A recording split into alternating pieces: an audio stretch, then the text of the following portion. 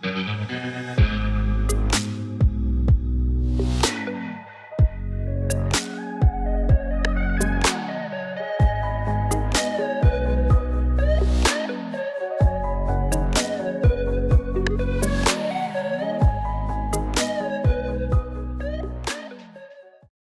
guys, welcome back to my YouTube channel.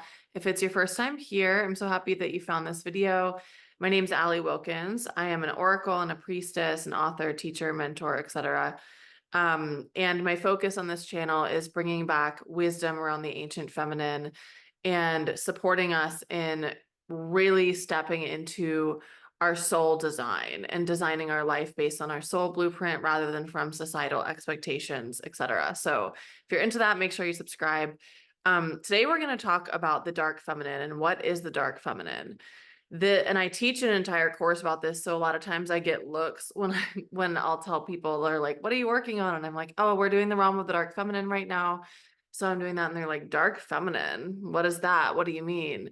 And this happened the other day actually with the family member, so I wanted to bring this conversation here because I think a lot of people are very confused about what the dark feminine actually is.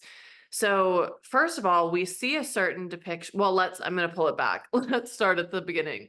So the dark feminine, people think that her energy is like demonic, right? And there's a reason that people think that, because the dark feminine has been so demonized, made out to be so wrong. The reason she has been cast out, the reason that she has been demonized is because she's a threat. And so I like to use this example. If you think about a couple, maybe one person in the couple did something really wrong and they don't want the true story to come out. So they'll make up a bunch of stuff about the other person, the woman, for example, in this scenario, to make it easy. The guy says a bunch of bad things about the girl so that the truth doesn't come out about him. Or the guy is so hurt that she rejected him that he makes up a bunch of stuff about her. And then everybody thinks she's XYZ, whatever he said, right? That's the situation with the dark feminine. So we're going to go into a little church example here. This is vital to understand. If you're talking about feminine energy, you have to know this. Otherwise, you're not getting the full perspective. So the church split the feminine in order to control us. They created a split in the feminine, the good aspects, which were represented by Mother Mary, and the bad aspects, which were represented by Mary Magdalene. Now this is also called like the Madonna and the whore, the virgin and the prostitute. There's lots of different ways that we can talk about this. By the way, though, the virgin and the prostitute, like, think about what you think that means. You think it means a person who has never had sex to a person who sells themselves for sex. That's not what it means at all, actually. The real connotation for those words, a virgin, actually meant a woman who was not dependent on a man. A woman who was sovereign to herself. She wasn't married. She wasn't relying on a man in any capacity. She was independent. And the prostitute in those time frames meant a woman who was a devotee of the goddess. It was a devotee of the moon, someone who worshipped the earth, someone who worshipped the feminine. That's what a prostitute meant. And we can see literally what I'm trying to talk about how the dark feminine has been demonized by how the connotation of these words have shifted and changed to the benefit essentially of the oppressor, which is the church / the patriarchal construct. The church is just the establishment of the patriarchy, basically, that isn't as prominent today. However, when you're looking at 1000 BC, 500 BC, of course, we didn't have the church as it stands today until really the Bible came out, the Christian church and the Catholic church. This is when we have the official structure. So anyway, I teach about a lot. I'm not going to go fully into that because there's a zillion other places that you can learn about that from me. So in many videos, and then also in a lot of my programs, Full Spectrum Feminine, we go into it. The Priestess Returns, we go into it. But anyways, so the church split the feminine into two, basically the good and the bad. And so we see Mother Mary, this depiction also like of Eve, this depiction of the woman who is pure, innocent, meek, pious, does never speak out of turn, does never have a mood with you, like she's just calm and serene and a caretaker, and she sacrifices herself for her family and for her children and blah, blah, blah. That's the version of the good, in quotes. woman, right? Then the bad woman is the one who's uncontrollable. She's untamable. And this is obviously depicted through Lilith, through Magdalene, through any version of a woman that is a threat to the patriarchy, right? So if the patriarchal construct is afraid of the dark feminine because she is the version that will tear them to shreds, she is the version that will not allow them to rule in power, the best decision that they made to keep themselves in rule was to demonize the dark feminine, because essentially over thousands of years, for the regular person, we became afraid of the dark feminine. You know, they painted Lilith, for example, as a night demon. That's not what she is. They paint all of these goddesses and all of these feminine, like women, witches. Millions of women were burnt at the stake, were hung, were drowned, were executed for being a witch, and I have another video about that I'll put up in the corner here that really goes into detail about that. But women have been killed in the heavy millions for their perpetuating of that energy. And so that's also a reason that a lot of us are scared of the dark feminine, because in our past lives, we remember, or we have, even if we don't consciously remember, our cells remember, aspects of our soul are still stuck in some of these lifetimes. This is what's called soul retrieval that we can do in the Akashic records. But anyways, aspects of our soul can get stuck in traumatic lifetimes. For example, if you were drowned as a witch, or if you died in prison as a woman who had long hair and was depicting seductive tendencies. You know, we haven't been taught about the vast majority of what happened, that we still have the wounding from hundreds of lifetimes later, potentially. So the dark feminine is really the depiction of the aspects of femininity that are not accepted in our current society. And the reason that they're not accepted is because there has been a propaganda-like campaign for thousands of years to keep us scared of the dark feminine, to make women also, and men, but they were already, never mind, to make that version of the feminine demonized, to have people talk shit about her, to have her be ostracized, to have her be humiliated and shamed. And what does that leave? That leaves us with the versions of the feminine that are easy to control, are tamed, sacrifice themselves, will throw themselves under the bus for their husband, for anybody around them, meaning they don't really have a spine, right? Today in our world, we see this looking like extreme codependency. We see it looking like mass adultery. And of course, like, adultery happens with, women can cheat and men can cheat too. But when we look at the male-female dynamics, we see the man is cheating with the woman who's embodying the dark feminine energy.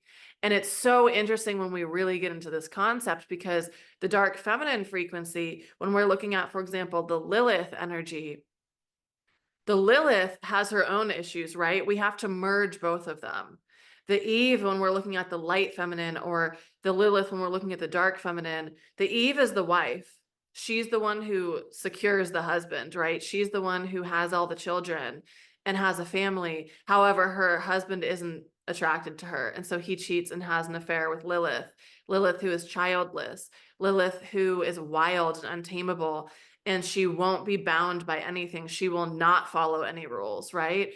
And so if we're only one of those archetypes, it creates trouble and it creates pain for us ultimately. And so this is why I do the work of Full Spectrum Feminine. This is my signature course, my year-long experience that I do with people. We have to learn how to hold every archetype of the feminine, because otherwise we're not fully psychologically developed. So when we're looking at the dark feminine, the Lilith, she has not been available to us because we are afraid of her, because we think she's bad, because we shame her. And so we shame those aspects of ourselves, suppressing them, repressing them. Then we're left with ourselves as Eve, who is people-pleasing, codependent, isn't able to really hold her boundaries, who isn't in her wildness, who isn't sexually free, who is easy to control. She doesn't speak her mind. She's afraid to say what she really wants to say. She's not embodied in her, she's not actually in her body because she's demonizing a lot of the aspects of her body. She's not in her full sexual primalness, right? She's judging a lot of her sexuality. She's judging a lot of the feelings she has. There's a lot of areas in her life that are off limits for her that she won't let herself really go to the depths. So she's not fully experiencing herself at all. There's a lot of things that she's demonizing within herself. So you can see why that's very stifled and unhealthy. And the dark feminine, when we have to start to learn about her. And this is where we're going to talk more specifically about the dark feminine. So because she's so suppressed in our society, we really don't have a lot of examples of what she looks like in a healthy and mature embodiment. A lot of times when we start to tap into the dark feminine, what we're actually tapping into is the layer of trauma that is sitting on top of her, which can look like rage, anger, resentment, bitterness, just this like really strong fire. And a lot of time that has to be burned off before we even can get into her like juicy artistry, before we can really start to understand the embodiment, the true essence of the dark feminine. So I've been working a lot with Lilith lately. And one of the things that's been really interesting for me as I'm really feeling her frequency like in a deeper way than I have before is that she's known for this untamable wildness, right? She can't be controlled. A lot of times I think we feel her initially as like really angry or very resentful or raging, something like that. And that's not who she is. It's kind of like if somebody wrongs you, how you show up with them isn't your real essence. That's your anger. And that's how we're seeing Lilith a lot. That's not really her true essence underneath because um versions of the dark feminine, whether we're talking about Lilith or Kali or Sekhmet or Durga or the Kaliak or the Morrigan or a zillion other embodiments of this, the dark feminine is the goddess. She's an aspect of the goddess, right? And we can even see through looking at all of the goddesses how they've been depicted. Oh, Kali is dark, but Aphrodite is light. Like, no, they all are actually holding all of the embodiments. It's just that from the patriarchal viewpoint, the way that the myths have been tainted, we start to see them through one light. Mother Mary and Magdalene are pretty similar. They're very, very similar. Although because of our constructs patriarchally, we see them in different ways, right? But they both are very similar. They were both high priestesses. They were both skilled in the arts of transmutation, right? They were very, very similar. So Lilith and Eve, if we were actually looking at them from their root essence, they would be very, very, very similar. They might have different personalities, but they would still have a lot more in common than they would have different.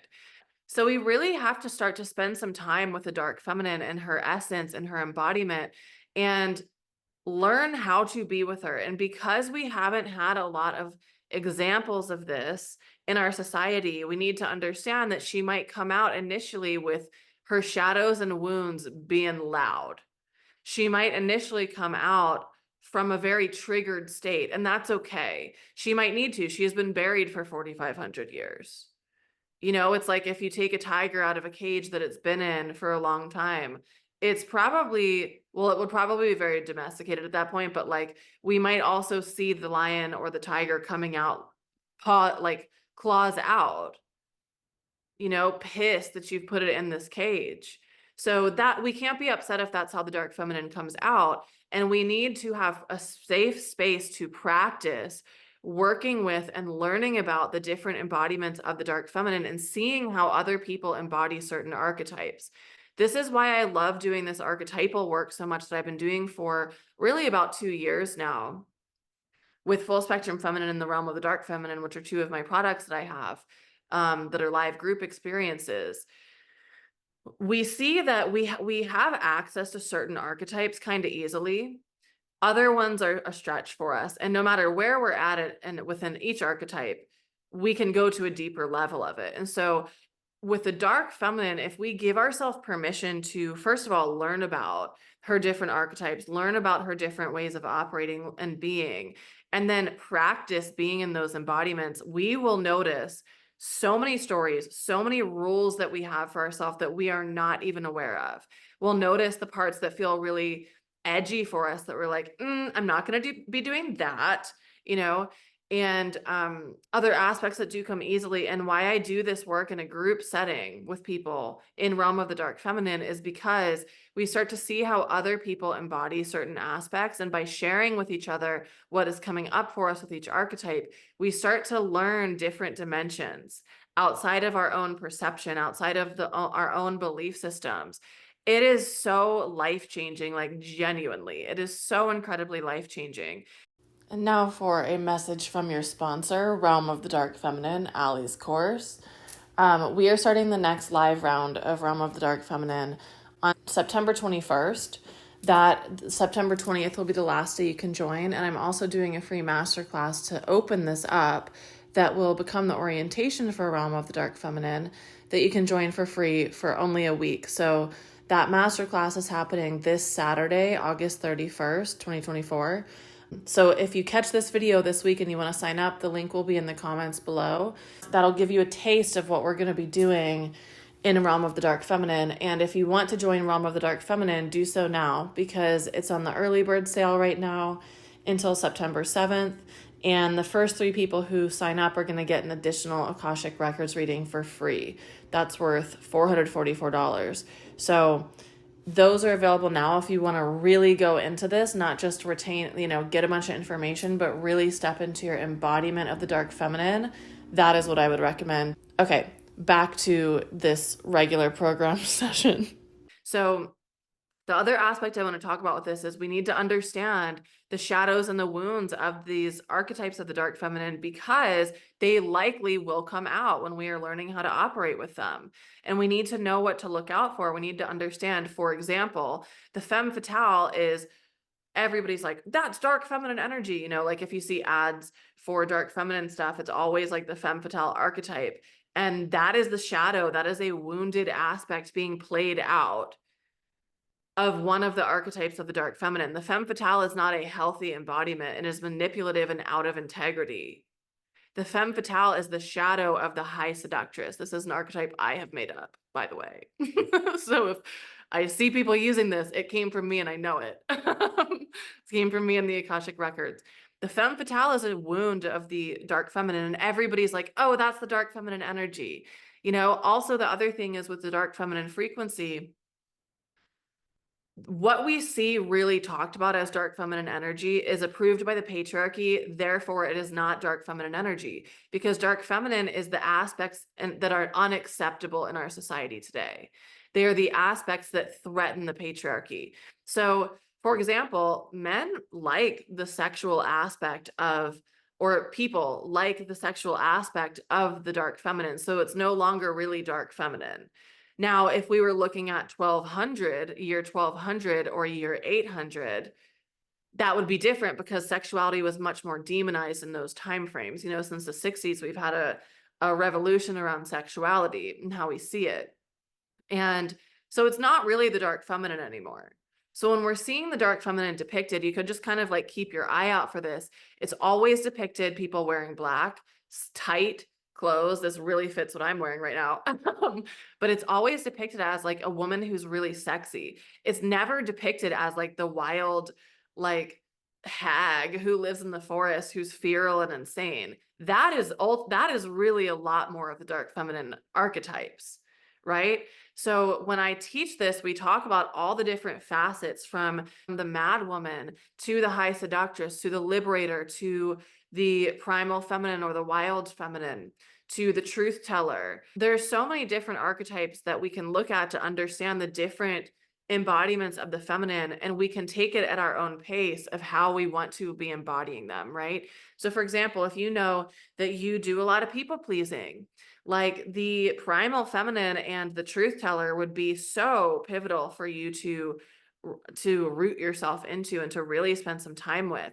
If you feel like you are really sexually closed off, the erotic feminine or the high seductress would be incredibly powerful for you to tap into.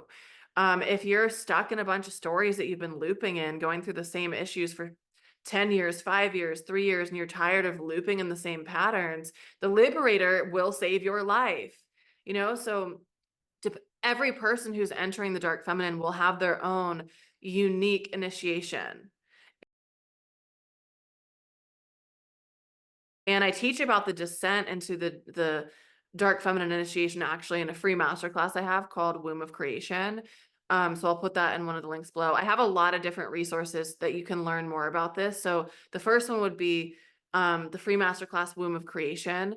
I'm also going to be doing another masterclass called, I don't have the title yet, but it's going to be something about the demonization of the dark feminine. So I'll put the link in the comments and in the description if you want to sign up for that. It'll be free for like a week probably, and then it's actually going to become the orientation for Realm of the Dark Feminine. The Realm of the Dark Feminine is a paid experience. We go through several of the archetypes of the dark feminine in a group experience. You can also do it self-study, but it's better to do it in the group experience. The group experience is better because you get to see, like I said, how other people are holding space within different archetypes, because it can change our perceptions of what things look like.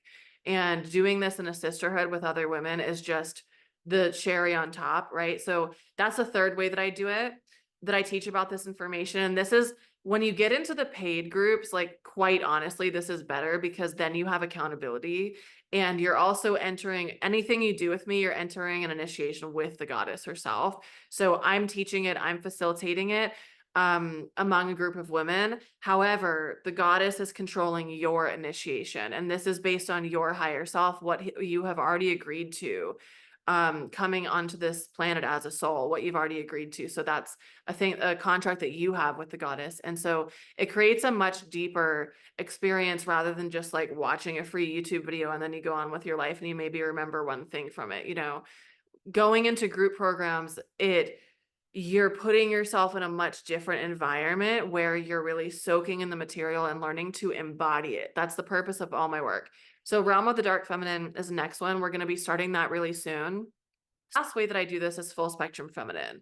And this is a year-long experience. We go through 12 of the archetypes of the ancient feminine. And this is a blend of the lighter aspects of the feminine, the visionary aspects of the feminine, the Venusian aspects of the feminine, the dark aspects of the feminine. It's really a full spectrum feminine experience, which is why it's called that. So, this is profound. This is going to be my second year running it as we come up into December, which is November, December is when the enrollment for that will open. If you want to do the group, like you can also do the self-study for that as well. But again, the group is better because we learn so much from each other in the group space. That adds to the experience so much more than doing it by yourself ever could. But there's different seasons for different things, right? So there are some people who do the self-study that are like, I just want to do it at my own pace. I don't want to have the pressure of being in a group, and I don't want to show up in that way right now. And that's awesome too. So both are there for you. So let me know if you liked this video, how maybe your perception of the dark feminine has shifted or changed. Put it in the comments below, and then you can look at all the resources that I gave you too. If you want to learn more, there's also a whole dark feminine playlist that I have on my YouTube channel here. So yeah, leave a comment if you enjoyed it. That really helps the page out. Give the video a thumbs up and subscribe if you enjoyed this video. All right. Thank you guys so much for watching, and there will be more coming on this soon. And if you want the most, join Realm of the Dark Feminine or Full Spectrum Feminine, where we really get into the nitty gritty of the dark feminine.